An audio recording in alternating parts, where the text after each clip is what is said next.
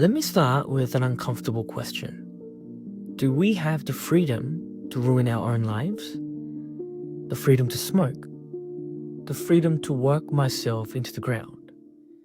And even my freedom to take extreme risks? Can we just say, hey, it's my choice, and end the discussion there? Let's approach this from four perspectives. Number one, autonomy. Number two, harm. Number three, preservation of future choice. And number four, dignity and moral boundaries. First, autonomy. Why does freedom of choice matter? At its core, freedom of choice means this. People have the right to choose what they believe is best for themselves. And the key word here is believe. And what counts as a good life is not objective. Happiness is very subjective. If the government says, hey, this is how you must live to be happy, that's not freedom. That is forced happiness. And even a choice that looks self-destructive from the outside may be, for that person, the best option.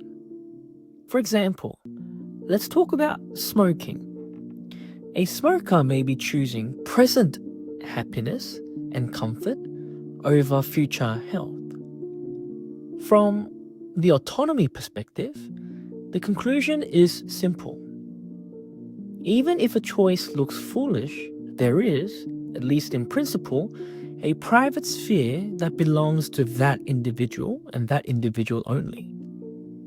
But then comes the next question. Does that mean anything goes? No.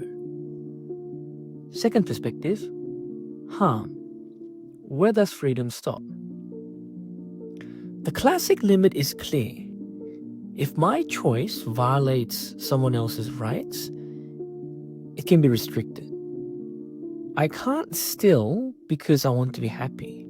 I can't use violence to relieve stress. My right to pursue happiness does not automatically outweigh another person's safety, property, or dignity.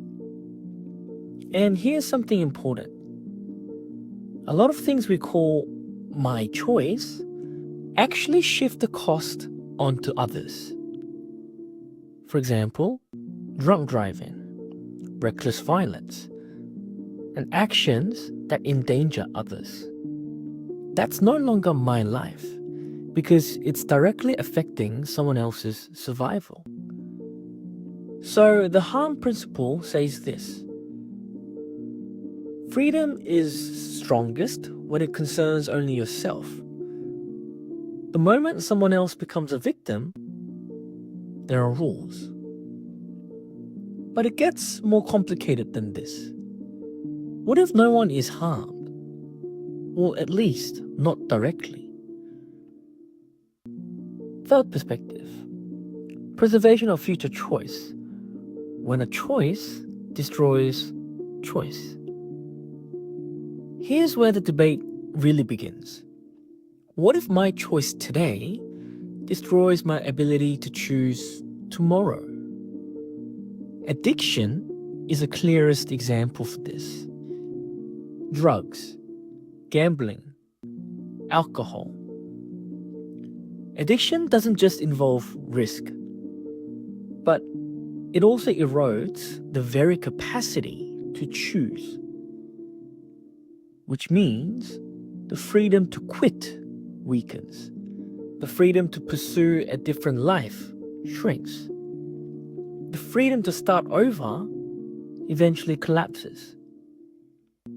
That's why some argue to protect freedom, we may need to limit that very freedom. And yes, it sounds contradictory, but the logic is this.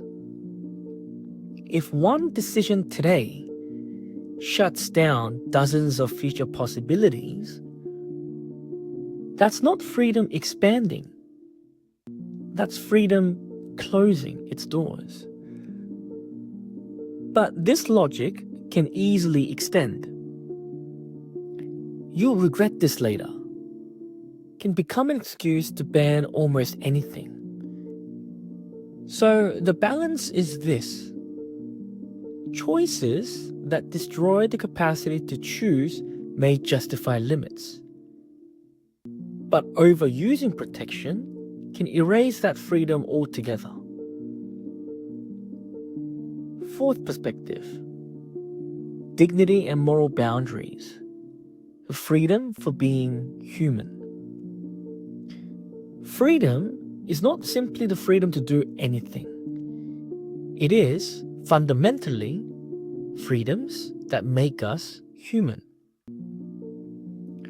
And that could lead to a radical claim.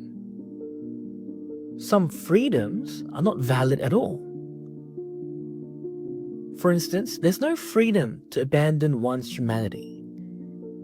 Why? Because some choices don't just express preference. They surrender human status itself.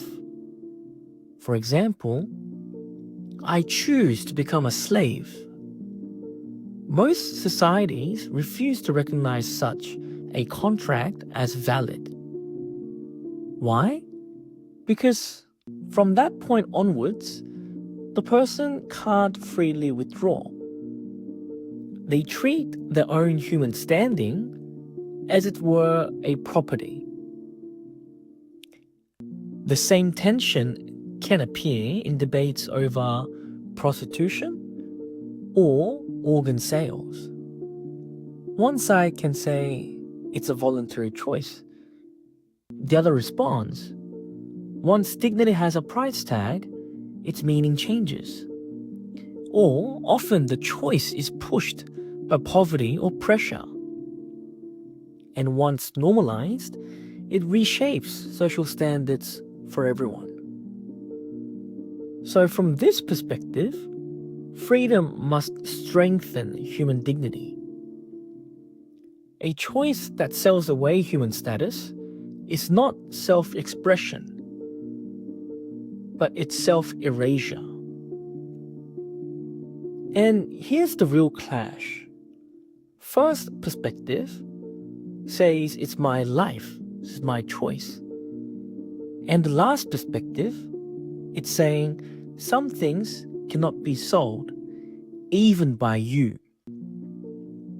So the real question is, okay then, how far are we willing to leave freedom to the individual?